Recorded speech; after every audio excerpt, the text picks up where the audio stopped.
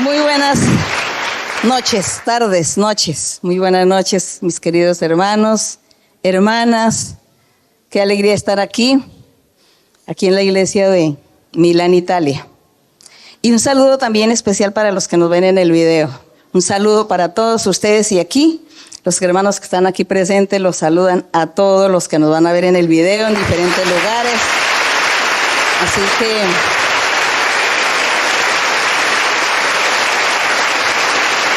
les decimos que los queremos mucho, que los amamos, con la alegría que hay en nuestro corazón para honrar a Dios. Con el estudio bíblico abrimos en Job. Sigamos hablando de Job, el capítulo 14 de Job. Sigamos meditando en los argumentos y razonamientos de Job. Pero también de paso vamos a disfrutar de ese ejemplo de Job. Lo vamos a retomar para nuestra vida personal. El ejemplo de Job. Y también el mensaje que Dios permitió que a través de este personaje Job, Dios está enviando un mensaje a la humanidad, enviándoles el mensaje de un hombre sufrido, de un hombre atribulado, enfermo, pero con un corazón muy grande y fiel para con Dios. Y ese es el mensaje que Dios le envía a toda la gente que lee la Biblia. Y es un mensaje que nosotros retomamos para nuestra vida personal. En Job capítulo 14 sigue argumentando Job y dice así: el hombre nacido de mujer, corto de días y hastiado de sinsabores. Está hablando que el ser humano tiene sus días muy cortos y que ha pasado toda su vida soportando sinsabores, días malos, días tristes. Eso es lo que él dice. El verso 2 dice: ese hombre sale como una flor y es cortado, como la flor. Huye como la sombra y no permanece. Es la forma como él compara la vida del ser humano con una flor. El 3. Sobre este hombre, comparado con las flores, dice: Dios abre sus ojos. Y dice Job: es que yo soy esa flor que abrió por la mañana y en la tarde ya está muerta por el calor del día. Entonces él dice: sobre esta flor, tú, Señor, abres tus ojos y me traes a juicio contigo. Tú que eres tan grande, eres un Dios poderoso, tan grande, incomparable, dueño del universo, dueño de toda la creación. Y te comparas con una flor y te pones a pelear con una flor y estás juzgando a una flor que se marchita, que no alcanza a durar ni un día. Eso es lo que Job le argumenta a Dios.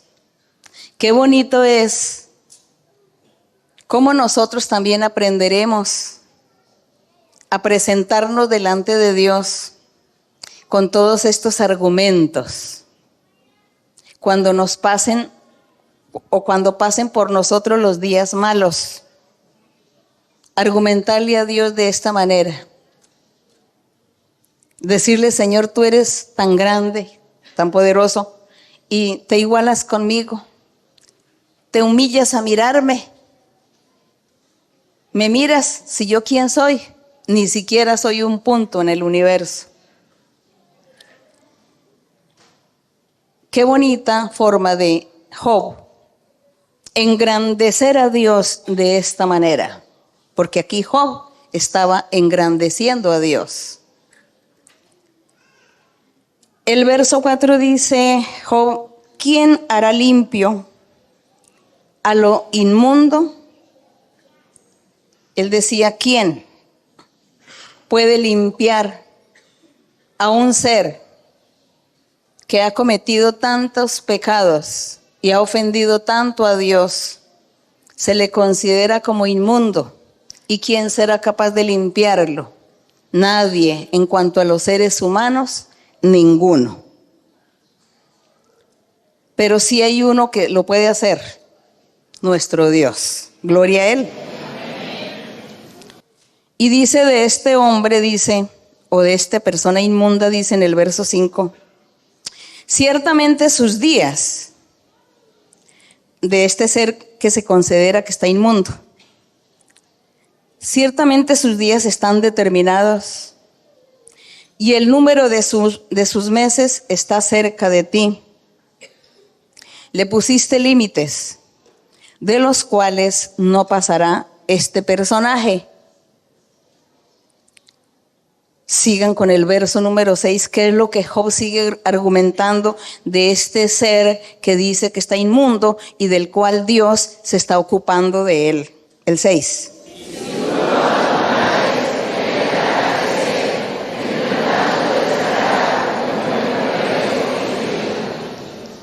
Qué bonito, qué inteligente Job, qué erudito.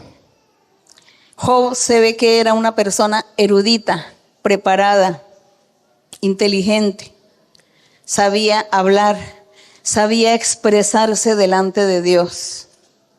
Nosotros quizá no somos eruditos, pero tenemos un corazón que ama a Dios.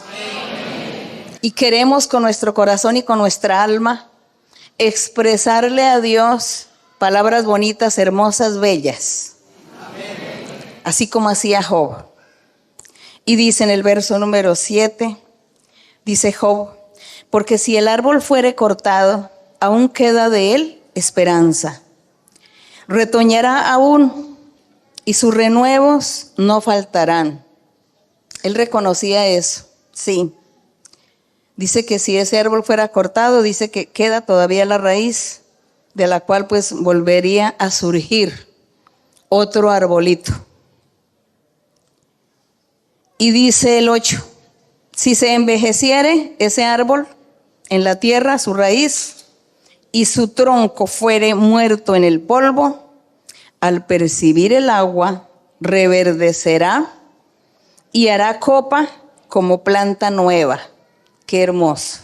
Entonces él dice que ese arbolito, si llegaba a morir, pero si alguien le coloca agua, ¿y quién más que nosotros también comparados como árboles secos que éramos antes de conocer a Dios? Árboles secos. Y el Señor llegó aquí a ponernos agua, su palabra, su espíritu. Vino a nuestras vidas y nosotros entonces revivimos. Entonces como el árbol seco volvió a revivir. Eso lo decía Job y nosotros lo creemos, amén. Porque esa es la verdad. Que éramos un desierto y ahora ya no somos un desierto. Ahora ya somos fuentes de agua porque Dios está con nosotros. Porque Dios vive con nosotros. Porque Él es el agua de la vida eterna. Lean el verso 10.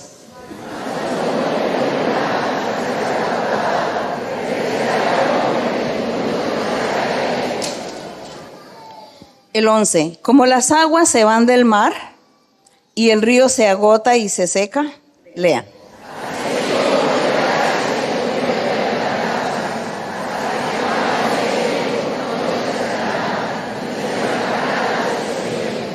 Entonces él, de una u otra forma, vemos cómo Dios le revelaba también sus caminos a Job. Y le estaba revelando que el ser humano muere y que al morir dice que llegará a un lugar, estará en un sitio, pero que de ese sitio volverá a salir en su tiempo. En su tiempo, y esto se relaciona cuando el Señor Jesucristo enseñaba, cuando Él estuvo en carne, enseñaba diciendo que no moriría la gente, los que murieran en Cristo, creyendo en Él, no morirían, sino que dormirían hasta el día del juicio. Y esa es nuestra esperanza. Y esta era la esperanza de Job también.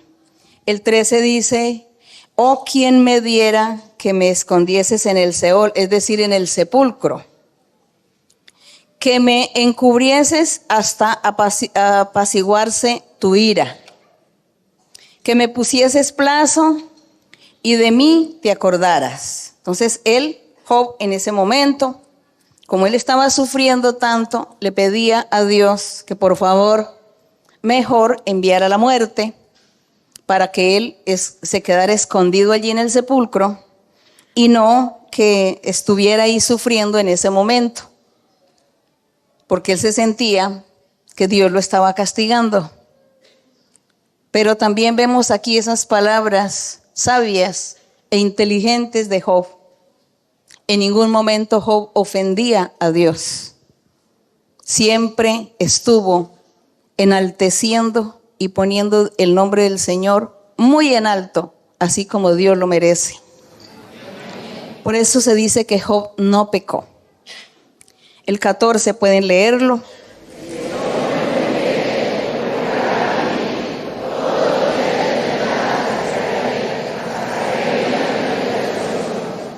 Bueno, él estaba siempre esperando la liberación de Dios. Seguramente el compromiso que Dios había adquirido con él, de bendecirlo, de guardarlo, de protegerle, de darle la vida eterna. Porque no olvidemos que Job era un patriarca, era un profeta, y Dios le daba revelaciones. Y por eso él también aquí, con esa certeza, con esa convicción, decía que él estaba esperando la liberación en cualquier momento, pero la esperaba era como en el más allá.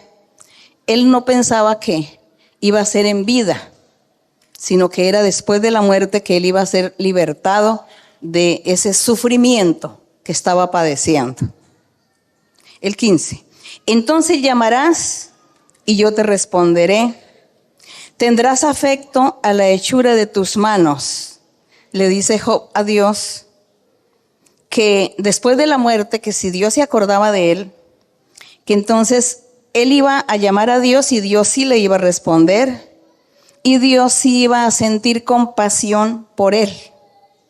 Lo esperaba después de la muerte. Pero ¿cuál fue nuestra sorpresa? Que vemos que Dios sí le respondió. Gracias a Dios. Lean el verso 16.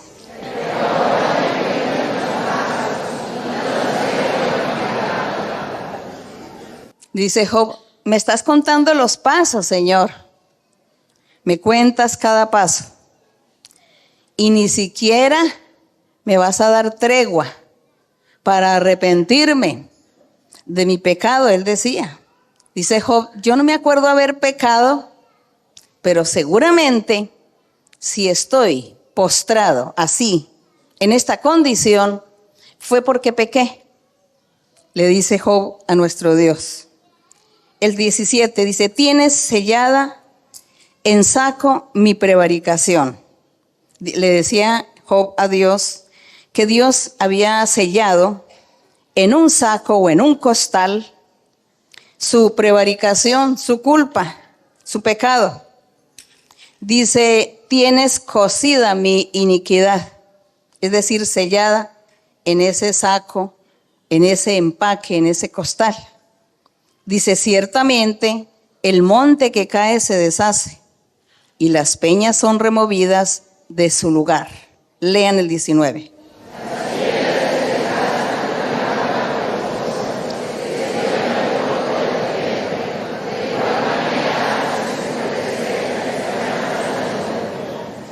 el 20. Para siempre serás más fuerte que él y él se va. Demudarás su rostro y le despedirás. Sigan con el 21.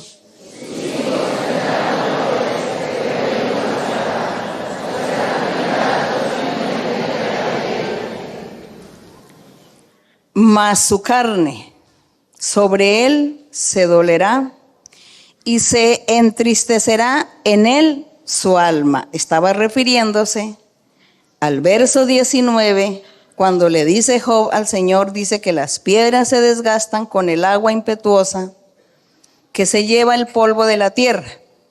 Dice, de esa misma manera, tú, Señor, haces perecer la esperanza del hombre. Eso era lo que creía Job. Él pensaba, él decía, ya perdí la esperanza. Yo ya no tengo esperanza de seguir viviendo, ya no tengo esperanza de seguir como antes, que era un hombre importante, un hombre rico, un hombre lleno de cualidades, de virtudes, de valores, un maestro en la congregación. Dice Job, decía, ya no, ya perdí esa esperanza. Ahora lo que me queda es dormir y desearía quedarme en el Seol, en el sepulcro, ahí quietico, esperando el día del juicio, esperando ese día que Dios me libere. Eso fue lo que hizo Job. Eso fue lo que le dijo a nuestro Dios. Eso, y todo esto fue lo que a Dios le agradó de Job. Su sabiduría para expresarse delante de Dios. Que no pecó Job. No pecó, ni le hizo reproches a Dios, sino que él aceptó su culpa. Dijo, soy culpable. No me acuerdo qué hice, pero soy culpable. Porque si Dios me está castigando es porque yo soy culpable, aunque no me acuerdo qué fue lo que hice. Bueno, Dios un día me acordará, me dirá, hiciste esto, aquello. Pero de todas maneras, alabado y glorificado sea el nombre de mi Dios. Amén. Y la honra para nuestro Dios, amén. La gloria para Dios, porque hoy también nosotros vivimos tribulaciones, sufrimos tribulaciones, días malos, días de enfermedad, de escasez, de problemas, de contrariedades, de tristeza, de amargura, de lo que sea. Vivimos todo esto, pero Dios está con nosotros. Dios nos oye, Dios nos ve. Y Él lo único que quiere es que nosotros tengamos esa convicción y esa seguridad, que en el momento en que usted ora a Dios, le clama al Señor, no dude que Dios lo está escuchando, no lo dude, porque Dios lo está escuchando a usted. Dios lo oye a usted. En medio de sus defectos, en medio de su pecado, en medio de que usted sea inocente o culpable, Dios lo oye, Dios lo ve. Y a Él debemos pedirle muchas cosas, que nos ayude a cambiar, que nos ayude a entender y a comprender sus caminos, su doctrina, que nos ayude a entenderle, a comprenderle, porque Él está ahí cerca de nosotros. No tenga miedo, no tenga duda el día que usted tenga tribulaciones, sufrimientos. No venga aquí a hacerle fila al predicador o al que le da la profecía, a llorarle, decirles que estoy viviendo esto, ¿yo qué hago? No sé qué voy a hacer, no sé. No haga eso, porque usted no tiene fe. Usted está dudando de Dios. ¿Por qué mejor usted no se arrodilla y le clama a Dios y le dice, Señor, estoy viviendo esto, estoy sufriendo, mira lo que me está pasando. Mira lo que me acontece, Señor, ayúdame, tiéndeme la mano. Eso es lo que hay que hacer. Confiar en Dios. Así como dice el Salmo, clama a mí y yo te responderé. Y en un salmo dice, los que confían en Jehová o en Dios, que es lo mismo, son como un monte de Sión, no se mueve, permanece siempre.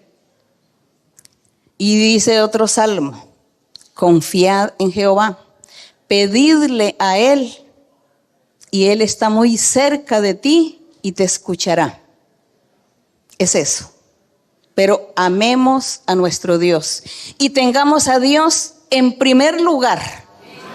Dios primero, sobre todas las cosas. Dios primero sobre mí mismo. Eso es lo que Él quiere. Él lo merece todo. Que la honra y la gloria sea para nuestro Dios. Gracias le damos a nuestro Dios por estar aquí delante de Él, honrándole, glorificándole, y cada uno con un corazón alegre, amando a nuestro Dios, y que Él reciba la alabanza. Y ahora sí vamos a iniciar las preguntas en esta noche para seguir honrando a nuestro Dios. Buenas noches, hermana María Luisa. Yo vengo de la obra de Suiza Ginebra y es promesa que estaría haciéndole una pregunta. Está en Levítico 19, verso 28. En Levítico 19, verso 18. 28. 28. Levítico 19, 28. Sí. Y no haréis rasguños en vuestro cuerpo por un muerto, ni imprimiréis en vosotros señal alguna. Yo, Jehová. Quería preguntarle, hermana, si es malo hacerse...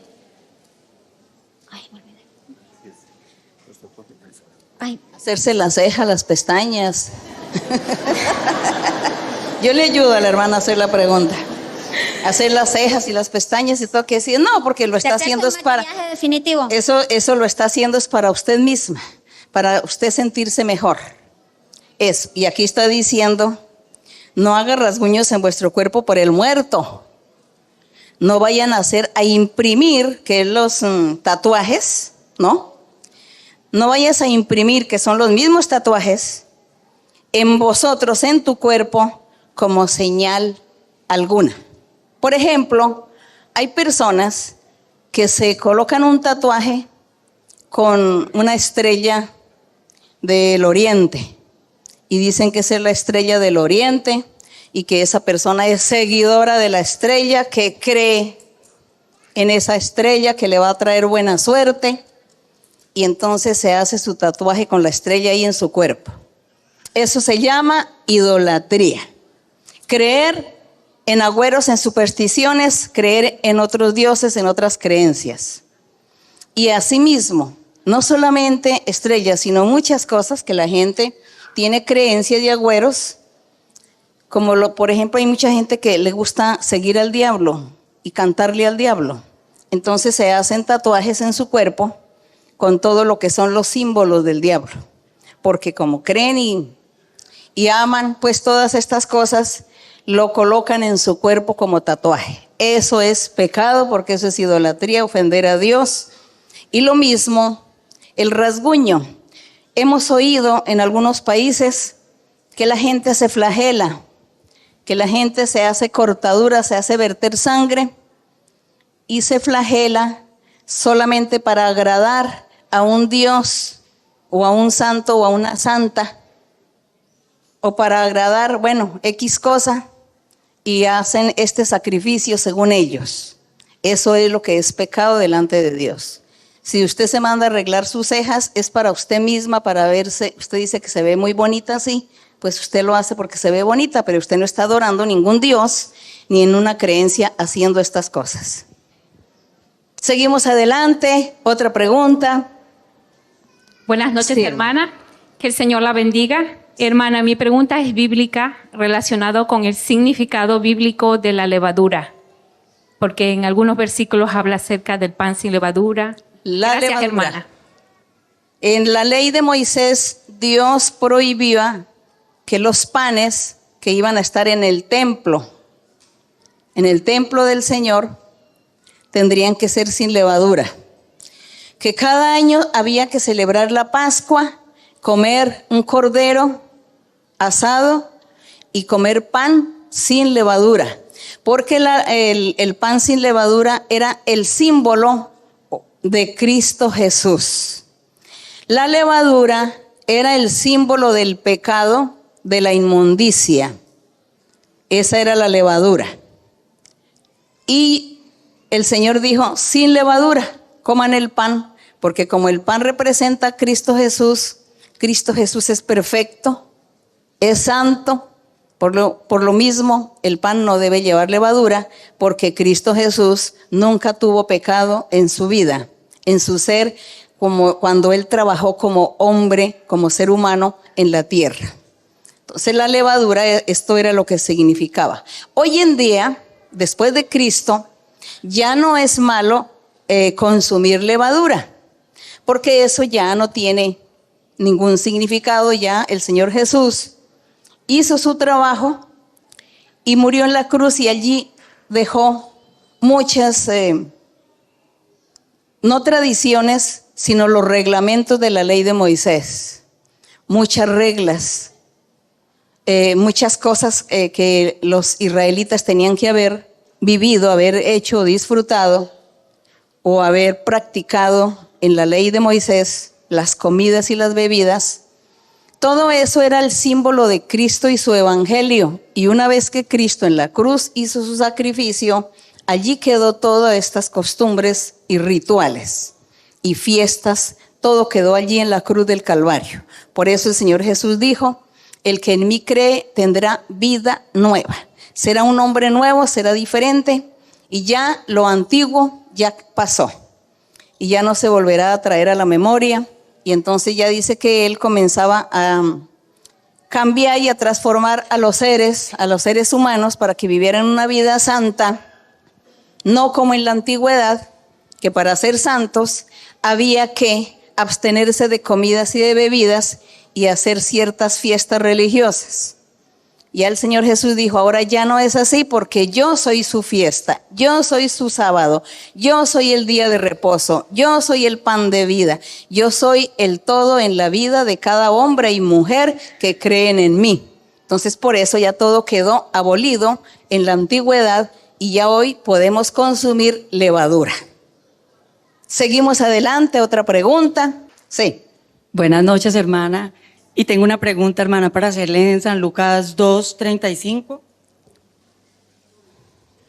2:35 de Lucas, sí, señora. ¿Puedo leer, hermana? Sí, 2:35 de Lucas, sí. San Lucas. Y una espada traspasará tu misma alma para que sean revelados los pensamientos de muchos corazones. Hermana María Luisa, ¿se refiere a la profecía que tenemos aquí en la iglesia? Bien, todos tienen ya Lucas capítulo 2. En el verso 33 dice, y José y su madre, que se estaba refiriendo a los padres en la carne del Señor Jesucristo. Dice, y José y su madre estaban maravillados de todo lo que se decía del Señor, de Jesús. Y el 34, y los bendijo Simeón, y dice que Simeón cuando los bendijo, cuando bendijo al Señor, dijo a su madre María, he aquí, es decir, este niño que tú tienes acá, será puesto para caída y para levantamiento de muchos en Israel, para señal que será contradicha. Estaba hablando que el Señor, en ese momento, aquí cuando estamos leyendo, Él era un niño, un bebé, y le dijo a María, Él va a servir para caída y levantamiento de muchos en Israel. Sí, la caída del pueblo de Israel como pueblo de Dios, como pueblo predilecto de Dios, tuvo su caída. Y el levantamiento de muchos fue la iglesia del Señor Jesucristo. Se levantó la iglesia del Señor. Entonces ahí se cumplió la profecía. Es puesto para caída y levantamiento en Israel. Cayó Israel como pueblo de Dios y se levantó ¿qué? La iglesia del Señor. Gloria a Dios. Y le dice el 35, y una espada traspasará tu misma alma para que sean revelados los pensamientos de muchos corazones. Le estaba diciendo era que ella se preparara, porque el Señor Jesús, como humano, iba a morir. Y al morir, pues a María, su madre, le iba a doler mucho. Ella iba a sufrir un dolor cruel ver a su hijo allí sacrificado en la cruz del Calvario. Y eso fue lo que le dijo, que esa espada traspasará tu alma, le dijo a María. ¿Y por qué? Porque dice, porque serán revelados los pensamientos de muchos corazones. Porque ahí le dio a entender que luego el Señor, al resucitar, ya no sería ese hombre, ese ser humano, sino que ya sería el Rey de la gloria, el Hijo de Dios, el Salvador. Ese Salvador que tomó carne y estuvo en el vientre de María, privilegiada ella, pero que el Señor después, con su obra maravillosa de la salvación, de formar su iglesia y de salvar a la humanidad, eso es lo que significa que los pensamientos de muchos serían revelados, de muchos corazones. Gloria a nuestro Dios. Lo que nosotros hoy estamos viviendo y disfrutando con la presencia de nuestro Dios. Bien, seguimos. Buenas tardes, hermana María Luisa. Buenas tardes a todos los hermanos. Que Dios los bendiga. Con mucho amor y con mucha dedicación y mucho valor y mucha admiración que yo siento por usted, porque usted es la persona que yo más admiro en el mundo. La pregunta de la Biblia está en Deuteronomio 27:11, y dice, y mandó Moisés... Deuteronomio 27:11. Sí. Y mandó Moisés al pueblo en aquel día diciendo, cuando hayáis pasado el Jordán, estos estarán sobre el monte Gerizim para bendecir al pueblo: Simeón, Leví, Judá, Isaacar, José y Benjamín. Y estos estarán sobre el monte Ebal para pronunciar la maldición: Rubén, Gad, Aser, Zabulón, Dan y Neftalí.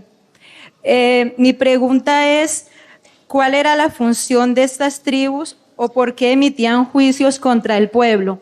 ¿Y esto qué representaría ahora en la iglesia del Señor? Bueno, que ¿por qué fue que él dijo que estos personajes tenían que estar allí dando maldición y bendición? Porque Dios le había dicho a Moisés que a él lo iba a usar para sacar a su pueblo de Israel de Egipto, que estaba en esclavitud. Recordemos que el pueblo de Israel, desde Abraham, estuvo en Egipto esclavo 430 años. José, el hijo de Jacob, fue vendido por sus hermanos y llevado a Egipto. Y luego él mandó llevar a su familia y allí se formó una nación, el pueblo de Israel, en Egipto. Vivieron 430 años y cuando Dios le habló a Moisés y le dijo, sáqueme a este pueblo de aquí de Egipto, porque yo los voy a llevar a la tierra de Canaán y eres tú el que los vas a llevar a ese sitio. Entonces Moisés comenzó a hacer el trabajo que Dios le había impuesto y él sale de Egipto con el pueblo. Sale, atraviesan el Mar Rojo y siguen por el desierto, duran 40 años caminando en el desierto para llegar a la tierra de Canaán. Pero como el pueblo hizo pecar a Moisés, Dios castigó a Moisés diciéndole que él no iba a pasar a la tierra de Canaán. Entonces le dijo, súbete a este monte y desde ahí observe la tierra de Canaán, la cual tú ibas a pasar, pero no, ya no. Pero obsérvala, que allá el pueblo va a llegar. Entonces, como Dios le había revelado esto a Moisés, él sabía que Dios le iba a dejar un sucesor.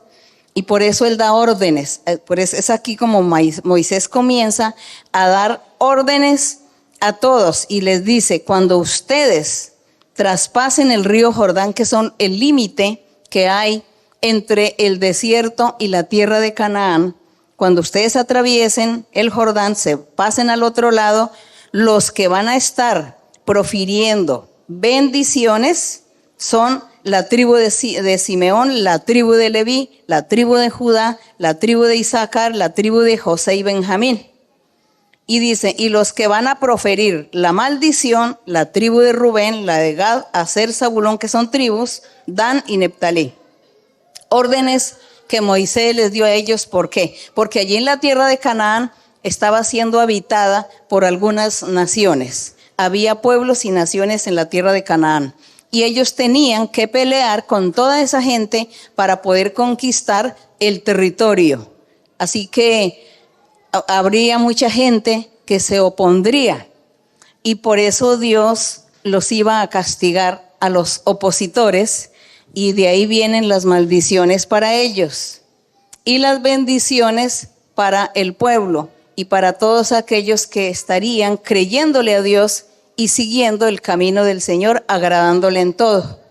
Esas fueron las bendiciones y las maldiciones que ellos vivieron allí en Canaán, que es lo que se llama el territorio de Israel. Y nosotros por la historia, cuando leemos Reyes o Crónicas, nos damos cuenta que el pueblo de Israel vivió muchas aventuras, digámoslo así. Muchas cosas sufrió el pueblo, bendiciones y maldiciones. Fue más el castigo que vivió que las bendiciones, por causa de la dureza de corazón y la rebeldía de ellos con Dios. Pero de todas maneras las bendiciones sí se hicieron ver y las maldiciones también durante todos los cientos o siglos de años que ellos habitaron allí el territorio de Israel. Bueno, seguimos adelante. Esta es la historia más o menos así, un resumen. Seguimos adelante. Benvenuta in Italia. Io sono della Guinea-Bissau in Africa. Congrego a Chiesa de Venecia. Muy buenas tardes, hermana María Luisa, bienvenida a Italia. Yo soy un hermano que se congrega en la iglesia de Venecia y soy africano de Guinea-Bissau, de África. Una domanda forse semplice, ma delle volte non riesco a capirlo bene.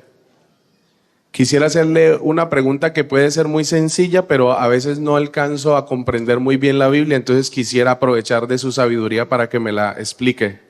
Quelle che riguarda Torre di Babele, perché Genesi 11, no? Habla en Génesis 11 de la Torre de Babel y es acerca de la Torre de Babel su pregunta. Allora ho due domande. Prima, perché Dio ha impedito questa costruzione di torre? Tiene dos preguntas acerca de la Torre de Babel. La primera es ¿por qué el Señor impidió la construcción de la Torre de Babel? Seconda domanda, ha confuso la lingua, tutte le lingue per non costruire questa torre. Vuol dire che oggi per quello abbiamo lingue nel mondo diverse, non ci capiamo? Y la segunda pregunta pues es como una curiosidad del hermano que dice que si desde ese momento cuando el Señor confundió al ser humano y prácticamente no se entendían entre ellos, si desde ese día nacieron los idiomas. Esas son las dos preguntas del hermano. Bien. La pregunta, que por qué Dios impidió que siguieran con el trabajo de la construcción. Si ellos hubieran seguido en el trabajo de la construcción, jamás hubieran llegado ni siquiera a las nubes. Ni siquiera a las nubes hubieran llegado. En cambio, sí hubiera habido muchas muertes. Como el Señor veía la necedad de los que estaban construyendo y del que ordenó hacer ese trabajo, ya el Señor dijo, suficiente. Hasta ahí les voy a permitir que sigan con su necedad. Ahora ya les voy a dar una experiencia difícil. Porque ellos, repito, ni siquiera a las nubes hubieran llegado. Y todos hubieran perecido. Y por eso es que ya Dios quería que los que estaban ahí construyendo en la construcción se dieran cuenta que existe un Dios. Que existía un Dios poderoso que les podía impedir lo que estaban haciendo. Y por eso fue que Dios los castigó, permitiendo que comenzaran los idiomas, los dialectos o los lenguajes. Y desde ahí nacieron los idiomas, desde ese día nacieron los idiomas. Y por eso es que conocemos miles de idiomas, dialectos, lenguajes. Pero fue la necedad lo que hizo que, del hombre, lo que hizo que Dios procediera de esa manera. Es eso. Bueno, seguimos adelante. Dios le bendiga. Sí, hermana. Buenas noches, hermana María Luisa, que el Señor la bendiga. Vengo de la obra de Lausanne, Suiza, y mi pregunta es muy sencilla.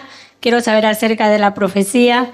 ¿Cómo podemos saber cuando nosotros recibimos una profecía si está bien respaldada por el Señor o si la persona que la da está en buen camino?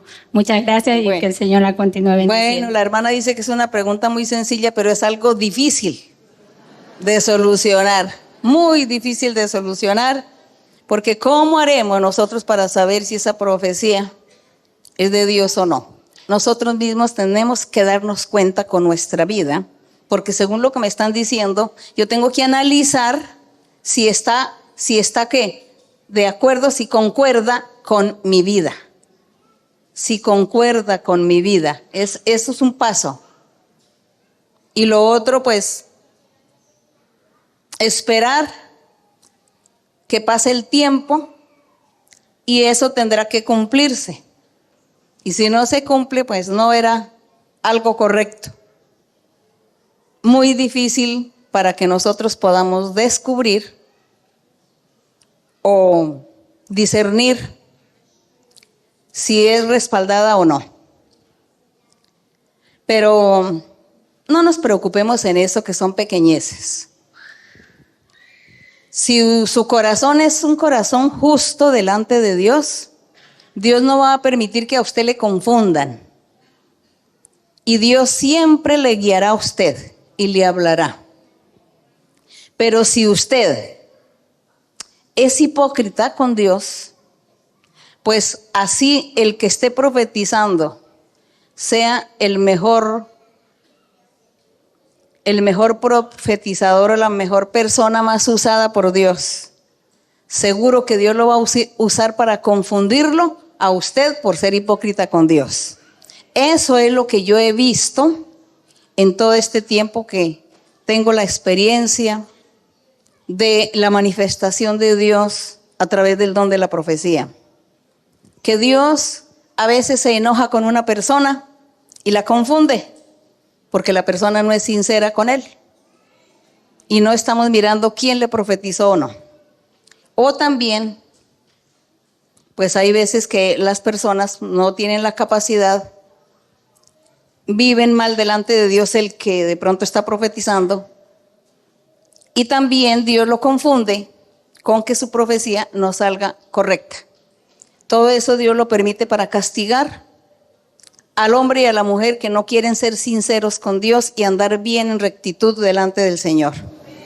Eso es lo que sucede. Por eso nosotros siempre estaremos hablando, recalcando, enseñando, enfatizando que tenemos que andar bien con Dios para que seamos usados por Dios y para que la persona que escucha reciba la bendición de Dios, reciba todo lo perfecto de Dios. Es eso, nuestra manera de vivir. En la Biblia tenemos los ejemplos. En la Biblia tenemos ejemplos de profetas que eran usados por Dios. Pero hubo un momento en que Dios usó al profeta para confundir a un rey que era duro y rebelde. Y era un profeta de Dios. Y Dios permitió que le dijera una mentira para castigar a ese rey por ser duro de corazón, por ser rebelde con Dios. Eso es lo que vemos también en esos ejemplos. Y también vemos el otro ejemplo de que había profetas falsos, porque ellos también fueron hipócritas con Dios y Dios para castigarlos nunca los usó. Y ellos eran usados para engañar a los reyes, a los personajes, les profetizaban cosas que jamás se cumplían. Todo eso lo vemos en la Biblia. Y todo eso lo vemos por causa de la falta de sinceridad para con Dios. De parte y parte, del que da y del que escucha. Bueno, que Dios nos ayude, nos guarde, que Dios nos bendiga siempre en estos aspectos. Seguimos. Sí, hermano. Hermana María Luisa, buenas noches, que el Señor la bendiga muchísimo. Es promesa de Dios cumplida. La primera pregunta la tengo en San Mateo, capítulo 1, del verso 21 al verso 23.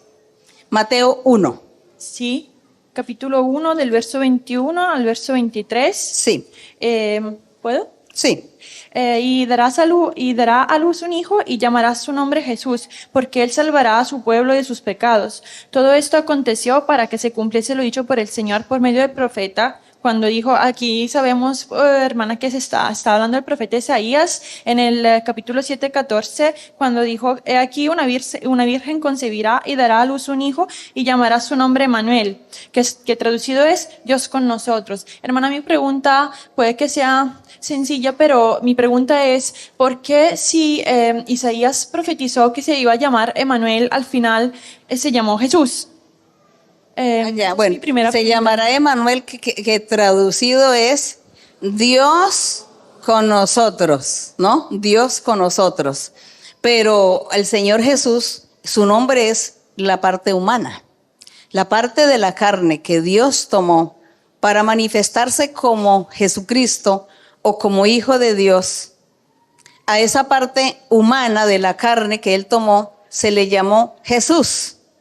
Porque si Él permite que se llame Emmanuel, pues entonces todos, había sido más la burla, el hazmerreír de todos. Si así cuando el Señor Jesús les decía que Él era el Hijo de Dios, que Él era, ¿no?, la persona que Dios había enviado, el Salvador, y se burlaban y decían que era un loco, que era un mentiroso, ¿cómo sería si a él le hubieran colocado Emmanuel?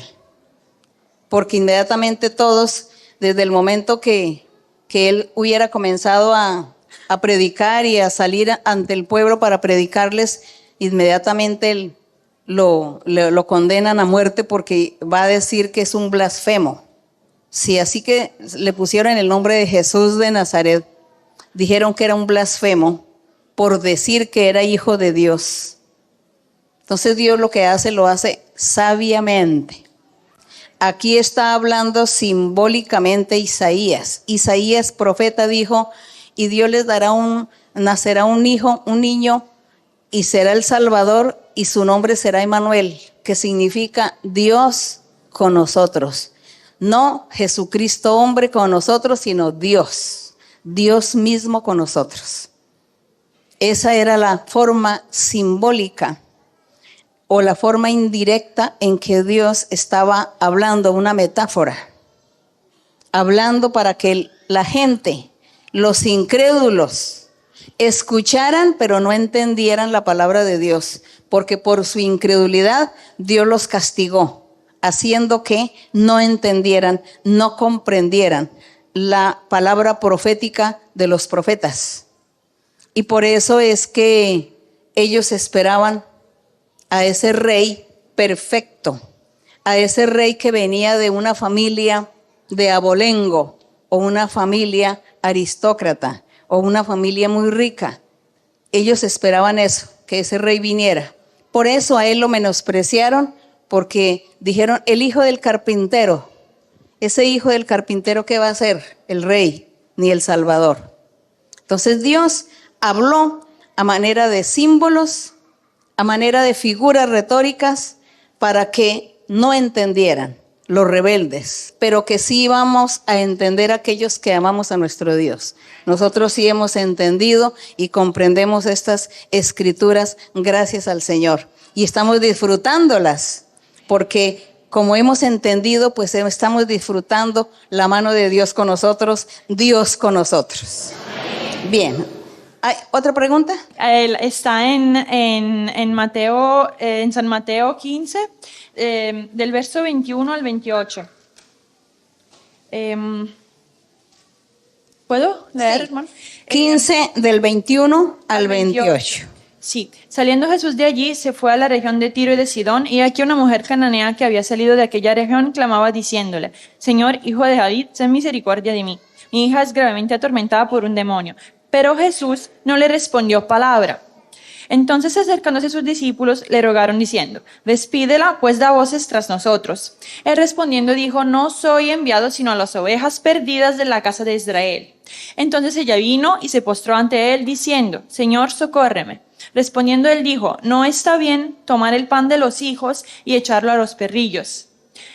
Y ella dijo: sí, Señor, pero aún los perrillos comen de las migas que caen de la mesa de sus amos. Entonces respondiendo Jesús dijo: oh mujer, grande es tu fe, hágase contigo como quieres. Y su hija fue sanada desde aquella hora. La pregunta es, hermana, si el Señor vino para enseñar que ya el pueblo de Dios no sería un pueblo físico, como usted nos explicó también, sino espiritual, y que todos los que creyeren, no importa de cuál nación fuesen, serían salvos por fe y por misericordia.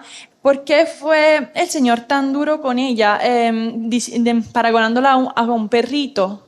Sí, por eso es que el Señor en el verso 24 le dice, Jesús respondió: no soy enviado sino a las ovejas de Israel. Fui enviado a predicarle al pueblo de Israel. El Señor les dijo eso a los discípulos.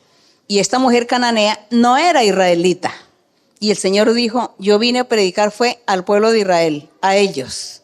Pero después del Señor, después que el Señor murió y resucitó, vemos cómo Él le dio la orden a sus discípulos y les dijo: vayan por todo el mundo y prediquen este evangelio.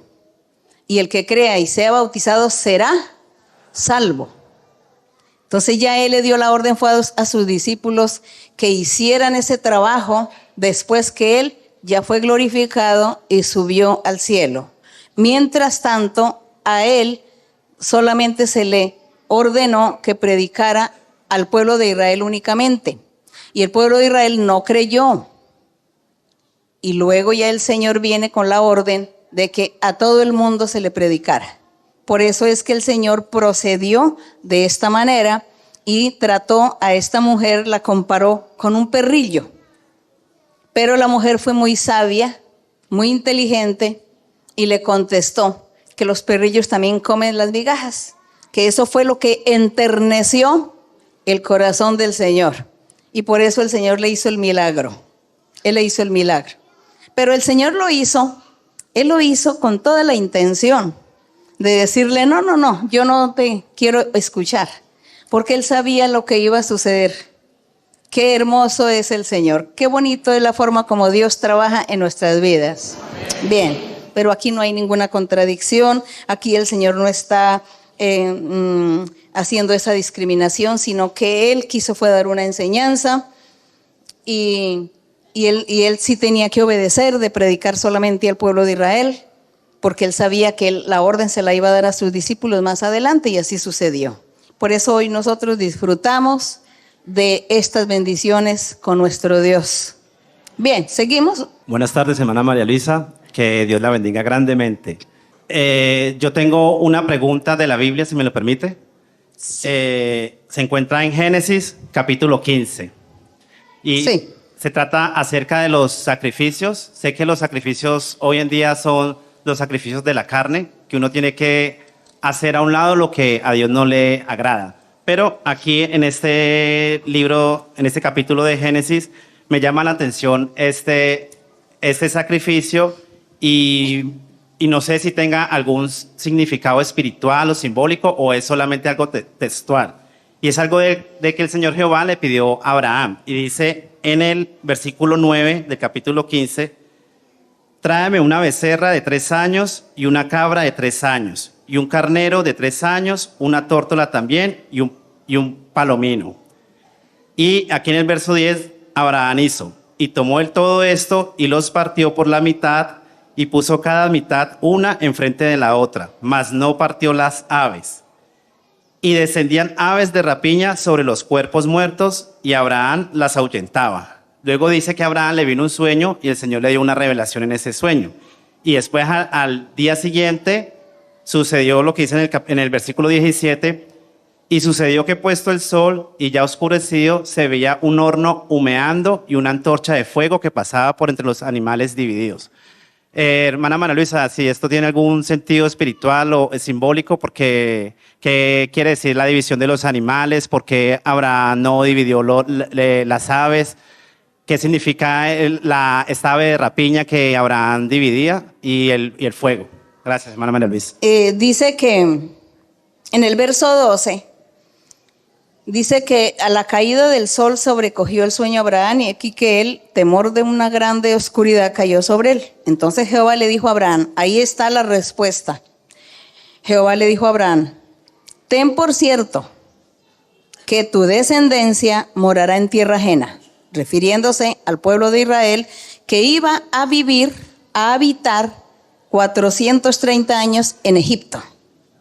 Y ese fue el simbolismo de los animales y de las aves.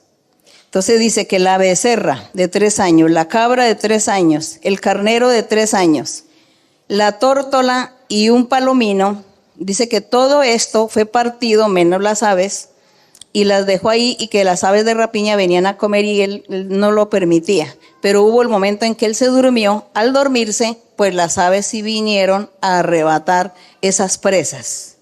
Entonces, cuando él despierta, es cuando Dios le dice, todo lo que acaba de acontecer con estos animales, que tú los estabas cuidando y ahuyentando las aves de rapiña que venían y tú te dormiste, eso significa que tu descendencia va a vivir esclava en tierra extranjera. Entonces le dice, tu descendencia vivirá en tierra ajena y será esclava y oprimida 400 años. Y eso se cumplió cuando José fue vendido por sus hermanos y fue llevado a Egipto y luego su familia y allí vivieron 430 años hasta que Dios los sacó por mano de Moisés. Estuvieron allí oprimidos, esclavos con el rey de Egipto. Ahí se cumplió esa profecía y se cumplió que Dios le dio fue con señales, con las señales de los animales y que vinieron las aves de rapiña, como decir, las aves de rapiña eran los mismos egipcios esclavizando al pueblo. Entonces las aves de rapiña vinieron a tragarse los animales que estaban ahí divididos y eso era lo que significaba, que ellos iban a estar allá oprimidos los 400 años allá en esa tierra ajena, en tierra extranjera. De esa forma Dios hablando por medio de símbolos, figuras, ilustraciones y metáforas, Dios hablaba, la gente no entendía, así como hoy también Dios muchas veces nos habla por sueños, de pronto también a veces en visiones, nos habla, nos dice muchas cosas el Señor, cosas por símbolos, por figuras y no entendemos. Cuando se cumplen las cosas es que ya comprendemos. Pero bueno, hoy tenemos más claro todo porque está el Espíritu Santo y Él nos revela y nos habla por profecía y ahí entendemos un poco mejor lo del Señor. En aquella época pues era muy difícil que ellos entendieran a Dios, pero se cumplió todo al pie de la letra. Seguimos. Sí, hermano. Hermana María Luisa, muy buenas tardes. Que el Dios de los cielos bendiga a usted y a todos los presentes. Vengo de la obra de Alicante, España. Mis hermanos les mandan un cordial saludo, ya que no pudieron venir. Tengo 2 preguntas muy rápidas, hermana.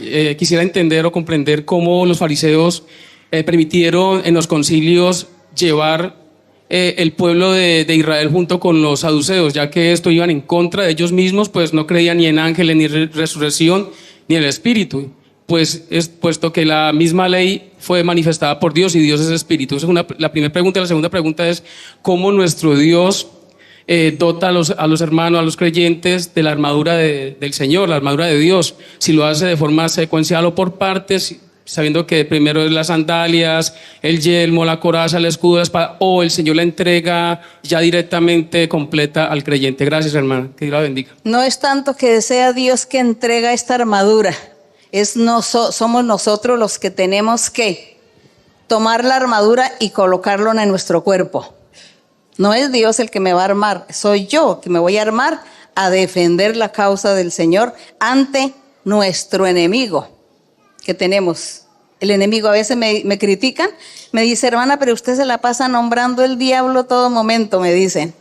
Usted nombrando al diablo y nombrando al diablo. Entonces, si nosotros no decimos quién es nuestro enemigo, ¿cómo vamos a comprender ¿Cómo vamos a armarnos con esa armadura de Dios, no? Somos nosotros los que tenemos que tener fe, creer, tener convicción, leer la Biblia, aprender la doctrina, aprender mucha Biblia. Ahí aprendemos la doctrina. Tener la confianza en Dios, esperanza en Dios, orar constantemente. Esa es la armadura. Esa es la armadura. ¿No ve que somos nosotros los que tenemos que armarnos? No Dios a nosotros armarnos, sino nosotros ser armados. Dice que como buenos soldados tener esa armadura, tener el conocimiento, la doctrina, porque usted lee mucha Biblia, conoce todos los casos que hay en la Biblia, buenos, malos, ejemplos buenos, malos. Usted tiene la fe, la convicción, la seguridad en Dios. Usted sabe que hay que orar, que la oración es el arma poderosa que tenemos contra nuestro enemigo. Ya no voy a nombrar al diablo. Contra nuestro enemigo. Esa es la armadura. Y defender la causa de Dios y decirle a la gente que Dios sí existe y que Dios vive y que Dios se manifiesta en nuestras vidas. Y que Dios nos habla. Esa es la armadura, esa es la espada de dos filos en las manos. Porque nuestro enemigo usa a la gente y a las circunstancias para atacarnos. Y la primera pregunta. Sobre los saduceos, hermana. ¿Cómo los saduceos, los fariseos permiten gobernar dentro de los concilios del pueblo de Israel? En aquella época, cuando el Señor Jesucristo vino al mundo a predicar, Él se manifestó en el mundo, en el pueblo de Israel, para predicar. Allí en Jerusalén, específicamente en la ciudad de Jerusalén, había gente de muchas naciones. Había muchas divisiones. Ya el pueblo judío tenía sus divisiones. Estaban las dos corrientes, los fariseos y los saduceos. Y cada uno decían que tenían la razón. No había ya una ley, un gobierno sólido por parte del pueblo de Israel. Recordemos que era el imperio romano los que gobernaban en ese tiempo. Los israelitas eran gobernados por los romanos y ellos practicaban su religión, más o menos estaban medio practicando a su propia conveniencia, pero ellos no tenían un reglamento. Como no había rey, no tenían reglamento fijo, por eso las divisiones existieron y las corrientes y las ideologías por parte de los habitantes de Jerusalén, que habitaba gente de muchas naciones. Ese fue parte del castigo también que sufrió el pueblo de Israel, que su pueblo, su ciudad, Jerusalén, no era ya auténtica, sino era una cosmopolita, digamos, viviendo gente de todas las naciones, porque así lo dice en el día de Pentecostés, dice en Hechos 2 que había gente de todas las naciones congregados ese día, cuando vino el Espíritu Santo, ahí mismo en la ciudad de Jerusalén. Por eso ya en ese tiempo ya no existía una religión sólida, estable por parte de los judíos. Y por eso el Señor Jesús dice que lloró cuando vio a Jerusalén.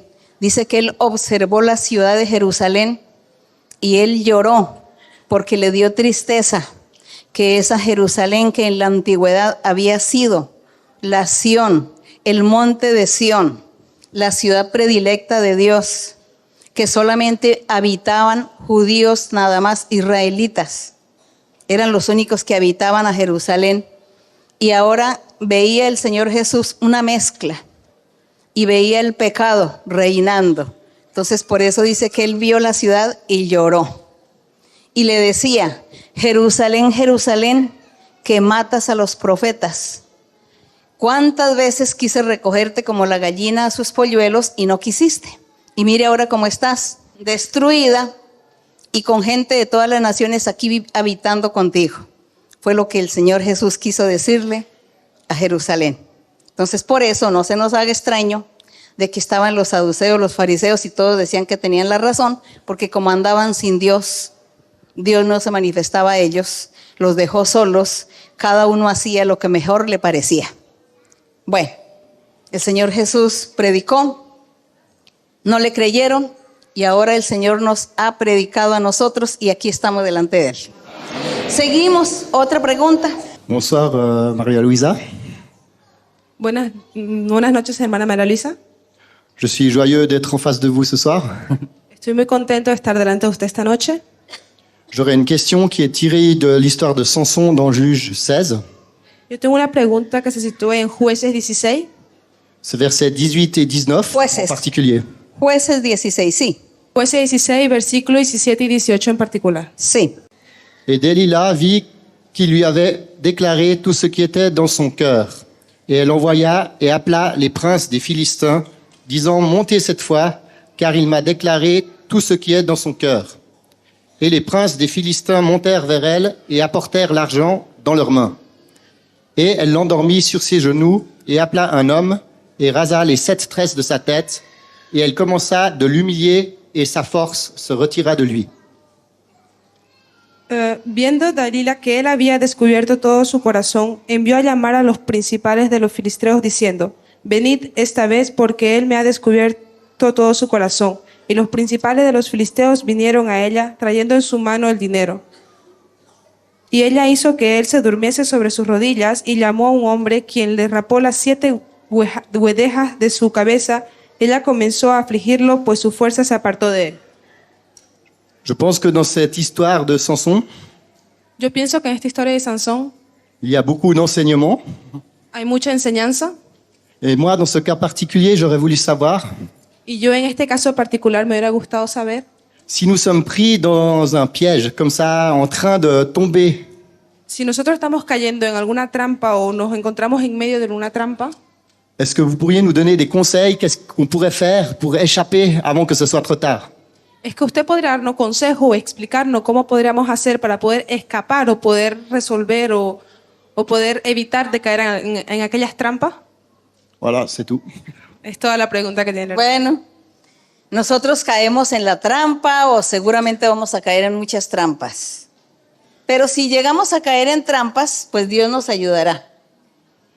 Dios nos ayudará porque Él ve nuestra sinceridad. Y ningún ser humano es exento de que lo traicionen, de que le hagan un mal, un daño. Un hijo de Dios tampoco está exento. Le pueden suceder cosas desagradables. Puede caer en trampas. Quizá Dios lo permita para probarlo. Y si Dios no lo quiere probar, entonces Dios le muestra, lo cuida, lo guarda para que no caiga en las trampas del enemigo. Esto que le sucedió a Sansón fue un plan que Dios tenía desde siempre. Dios había planeado destruir a los filisteos, que era una nación grande y poderosa. Y Dios quería destruir a los filisteos, castigarlos. Y por eso Dios usó a Sansón. Y Dios permitió que Sansón se enamorara de una mujer extranjera que no era judía, porque precisamente era la que Dios había escogido para que Sansón cayera en esa trampa, pero porque Dios así lo permitió. Entonces Dios había planeado esto, Dios lo permitió.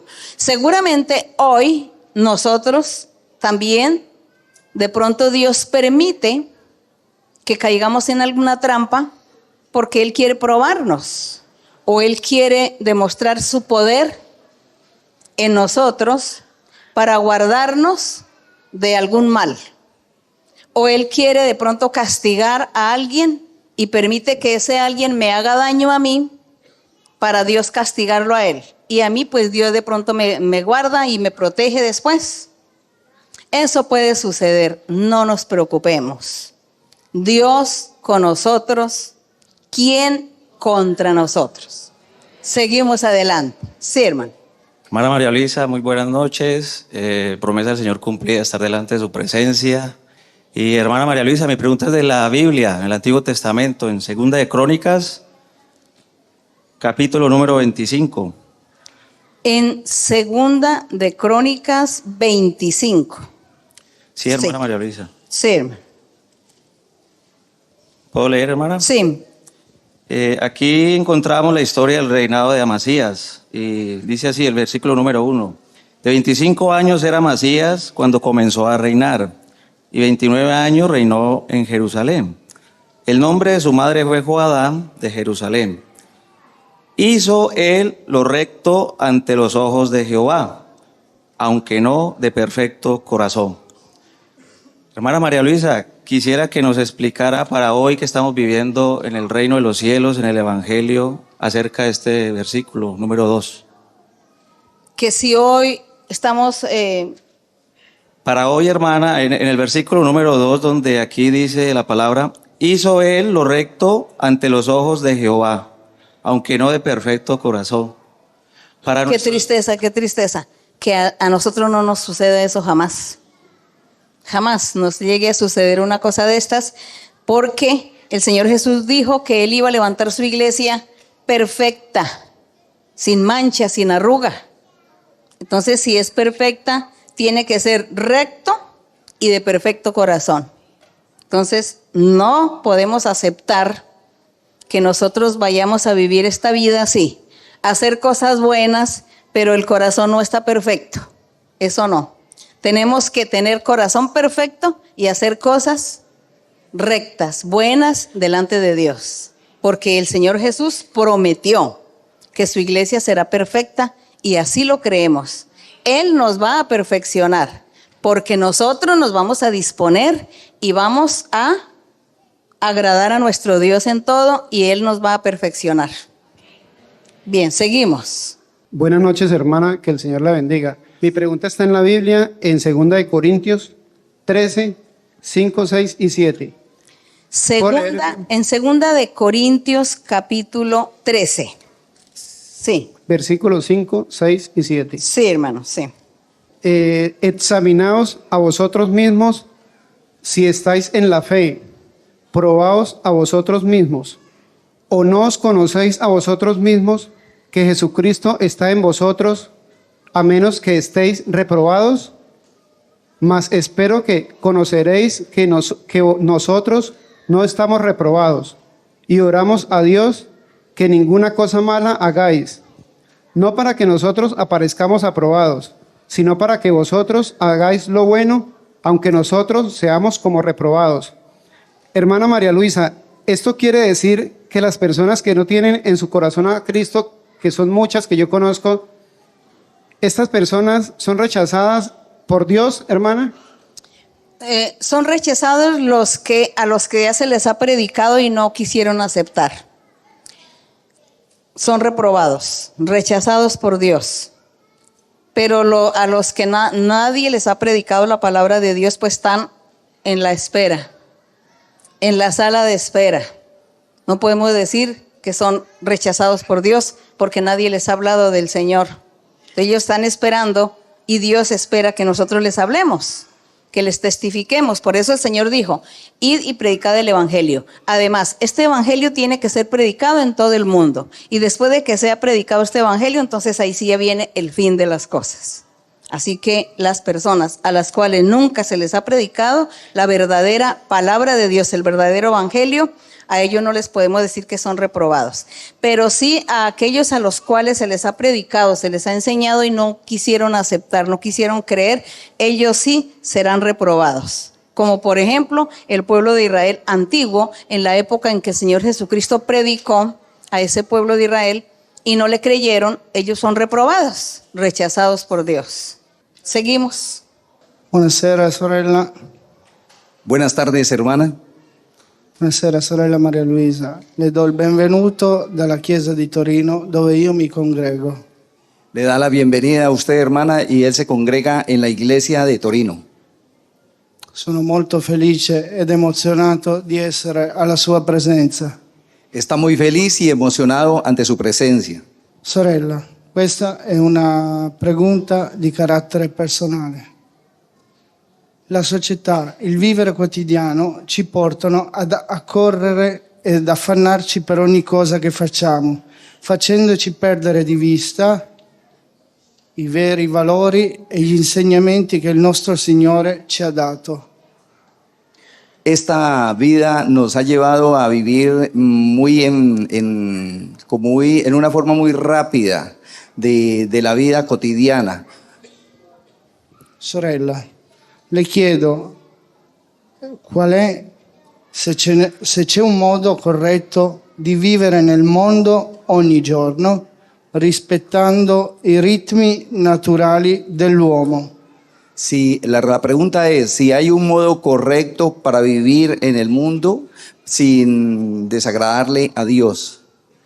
Compiendo la volontà del Signore. Cumpliendo la voluntad del Señor. La ringrazio per la sua risposta e per i suoi insegnamenti che ci dà attraverso i suoi studi biblici. L'aspettiamo nella Chiesa di Torino. Le agradece altamente todas sus enseñanzas en los estudios bíblicos y la espera en Torino. Gracias. Si hay un modo correcto para vivir una vida agradable ante el Señor, ¿no? La pregunta. Habrá que, como más bien el modo correcto, yo le entiendo, es como una fórmula, como una... Cuando alguien dice, bueno, ¿cuál es su fórmula? ¿Cuál es su secreto o su sistema para vivir una vida recta con Dios, para agradar a Dios? El sistema o la fórmula o la receta o como dijéramos es amar a Dios y desear hacer ¿qué? Agradarle. Hacer la voluntad de Él, agradarle. Cuando usted siente que ama a Dios y que quiere agradar a Dios en todo, usted comienza a leer la Biblia, porque en la Biblia es donde va a descubrir los secretos de todo lo que usted tiene que hacer y dejar de hacer para agradar a Dios. Y de esa manera usted va a poder, sí puede agradar a Dios. Sí puede vivir esa vida recta sin dejar de disfrutar muchas cosas en la vida o en el mundo. Sanamente se disfruta y se agrada a Dios. Eso, el corazón dispuesto. Y cuando hay corazón dispuesto para agradar a Dios, Él nos revela, nos enseña, nos ilumina, leemos la Biblia, aprendemos mucho y aprendemos a ser prácticos en la vida, de saber disfrutar y hacer las cosas, no exagerando, no llegando al fanatismo, sino sabiendo hacer todo muy bien, porque Dios nos enseña, Dios nos guía y nos orienta para que disfrutemos y también para que hagamos la voluntad de Él. No es tan difícil esa fórmula, no es tan difícil, pero el que quiere puede. El Señor Jesús decía, y el que llama, no hace así. El que llama se le abrirá la puerta. Así que hay que llamar al Señor. Estoy aquí, Señor, ayúdame a agradarte. Ayúdame a hacer tu voluntad. Seguimos, sirvan. Buonasera hermana, benvenuta in Italia, a Milano. Le voglio fare una domanda in Matteo 22:14. Buenas noches, hermana María Luisa, la saludo. Tengo una pregunta en el Evangelio de San Mateo, en el capítulo 22, en el verso 14. Sí, Mateo 22:14, sì, puede leer. Perché molti sono chiamati, ma pochi eletti. E che cosa vuol dire questo passo? Credo che sia molto difficile il percorso spirituale, per coraggiosi. Ecco, io come tutti gli altri credo qui vorremmo essere gli eletti. Ci può dare qualche consiglio? Grazie, che Dio la benedica. Hermana María Luisa, creo que estas son palabras muy difíciles de entender. Entiendo y comprendo que el reino de los cielos es para personas valientes y me gustaría que usted nos diera algún consejo, por favor, para alcanzar esta grande bendición. La valentía se forma en nosotros amando, valorando y enalteciendo a Dios. Cuando un ser humano valora, enaltece, ama a Dios, Dios está primero sobre todas las cosas. De ahí viene la valentía también, el ser valientes, porque Dios reviste de esa valentía a la persona. Y por eso dice que el Evangelio es para valientes, porque nosotros estaremos sufriendo tribulaciones, muchos días malos de tristeza, de amargura, de enfermedad, de accidentes, escasez, vituperios, calumnias, bueno, tantas cosas, tantos males, tantas tribulaciones que nos pueden suceder. Y sobre todas estas cosas nosotros seguimos firmes en el Señor, como lo hizo Job. Como lo hizo Job, que es nuestro ejemplo que tenemos. Y eso se llama valentía. Que después de que yo sufra tantas tribulaciones y dificultades en la vida, yo sigo adelante. Sigo amando a Dios, sigo alegrándome en el Señor, tratando de agradar a Dios en todo, todos los días de mi vida. Eso se llama valentía. Eso es lo que llaman los valientes. Arrebatan el reino de Dios. Y el Señor Jesús, cuando dijo que eran muchos llamados, pero los escogidos eran pocos, son los valientes. Porque la gente, cuando tiene un problema, una dificultad, no la soporta, desmaya y se va. No vuelve a la iglesia, no vuelve a buscar a Dios, se desanima. Entonces ahí se cumple lo que el Señor Jesús decía. Fue llamado, pero no fue escogido porque no fue valiente. Así que nosotros luchemos, sigamos, seamos valientes, valoremos a nuestro Dios, aceptemos que podemos vivir días malos, días de tristeza, de sufrimiento, de tribulación, aceptémoslo, que eso es normal y que nos consideramos hijos de Dios, pero no somos exentos de que nos sucedan cosas malas, no somos la excepción. Por el contrario, a lo mejor por ser hijos de Dios nos van a suceder cosas peores que de pronto cualquier persona que no conoce a Dios. Pero tenemos que ser valientes y seguir. Tomemos el ejemplo de Job y sigamos adelante. Y Dios nos premiará. Él nos va a premiar. Puestos en pie, hermanos, y vamos a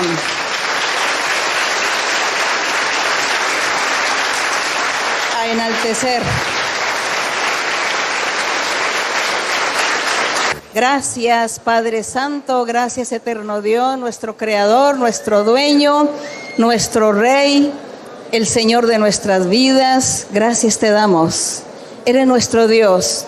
Tú vives y estás cerca de nosotros.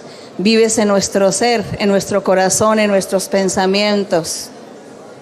Te amamos y te alabamos, mi Señor. Te adoramos y nos sentimos privilegiados que tú nos hubieras escogido, nos hubieras llamado y que estamos aquí delante de tu presencia. Estamos aquí, mi Señor, para decirte que queremos agradarte, queremos hacer tu voluntad, que queremos ensalzar tu nombre, bendecirte, honrarte, mi Señor.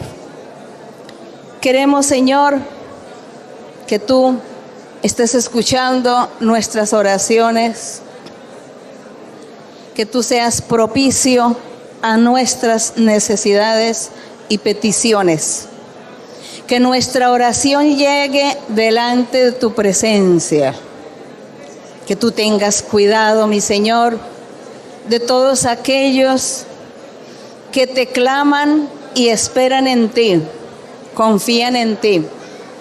De todos aquellos que han creído y que han leído la Biblia y han escuchado profecía y que de una forma u otra están buscando tu rostro, están alabando tu nombre, te están glorificando y te están clamando y te están pidiendo misericordia, mucha misericordia. Y te piden a ti que tú les respondas, les contestes los anhelos de su corazón, las peticiones, que cumplan los anhelos y que tú, mi Señor, envíes el poder de tu Espíritu Santo sobre cada uno y que tú seas bautizando con tu Espíritu y dando dones espirituales en abundancia. Que tú seas manifestándote en cada corazón, en cada vida. Que tú alegres el corazón de aquellos que hasta ahora no habían experimentado tener el gozo de tu Espíritu Santo. Oh Santo de Israel, poderoso Dios, poderoso Señor, nuestro Dios, nuestro Padre. A veces somos infieles, a veces nos alejamos, a veces somos distraídos, pero tú sabes, Señor, que nuestro corazón, nuestros pensamientos, nuestra alma están ligados a ti. Estamos amándote, valorándote, engrandeciéndote, sabiendo que en cualquier momento tu presencia está con nosotros, tu presencia esté con nosotros. Gracias, Señor. Gracias, eterno Dios.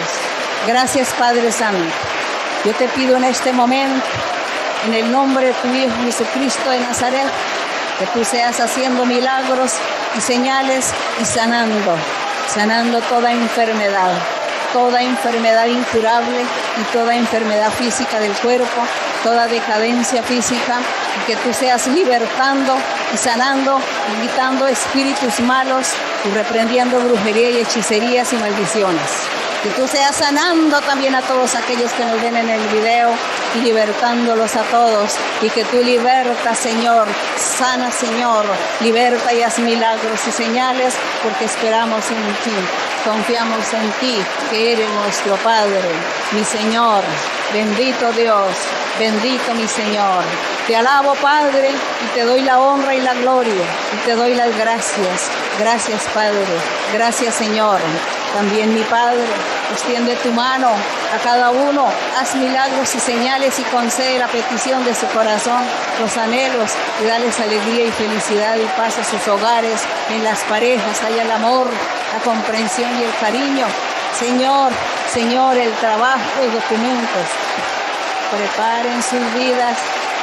Pronto se estará manifestando el Señor, pronto estará el Señor manifestándose, preparando a todos sus corazones y sus vidas, porque la bendición del cielo ha bajado, ha descendido sobre cada uno, y pronto estarán hablando y testificando de mi poder los nativos, porque les voy a dar palabra, les voy a dar espíritu de sabiduría y de ciencia y de conocimiento y de doctrina. Sus espíritus serán movidos y despiertos y libertados para predicar y enseñar. Pronto también a aquellos que viven lejos y que están en la distancia también serán grandemente bendecidos, y seré quitando las tribulaciones de muchos y seré prosperando a cada uno. Pronto habrá esta bendición y esta prosperidad, porque hay bendición para todos y hay triunfos para todos. Gracias, aleluya. Gracias, Señor. Alabado tu nombre. Bendito para siempre. Poderoso, glorioso Señor. Envíame, Señor. Envíame, Señor. Envíame, Señor, a predicar. Y dame tu poder. Y dame tu poder. Y dame tu poder para guiar por sendas de salud, por sendas de salud, por sendas de salud al pecador. Envíame, Señor, envíame, Señor, envíame, Señor, a predicar Envíame, Señor, envíame, Señor, envíame, Señor, a predicar. Y dame tu poder, y dame tu poder, y dame tu poder para guiar por el sendero de salud, por el sendero de salud, por el sendero de salud al pecador. Envíame, Señor, envíame, Señor, envíame, Señor, a predicar. Gloria a Dios. Gracias, Señor. Gracias, Señor, en el nombre de Cristo Jesús. Gloria a nuestro Dios. Gloria al Todopoderoso y muchas bendiciones el Señor dio a todos, a muchos, a todos y a todos los que nos ven en el video también. El Señor dio muchas bendiciones. Y sobre todo que los hermanos nativos de aquí, dijo el Señor que les había dado un espíritu nuevo y una capacidad y una inteligencia y conocimiento de doctrina para que evangelicen también a su gente, a su querida gente. Eso dijo el Señor. Gracias. Gracias a nuestro Dios. Gracias a nuestro Dios, porque también dijo que a los que estaban en la distancia les había dado bendición. Y los de la distancia son los que nos van a ver en el video. Gracias a nuestro Padre por sus promesas. Yo sé que es verdad. Yo sé que eso es así. Que mi Dios esté con ustedes siempre. Que los guarde, que los proteja, que les dé mucha sabiduría, que les dé inteligencia, que les dé conocimiento, que ustedes sean fieles y que nos veamos todos allá en la eternidad. ¿Sí?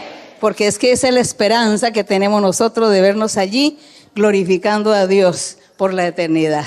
Que Dios los bendiga grandemente, los amo en el Señor. Dios les bendiga, muchas gracias. Gracias, gracias.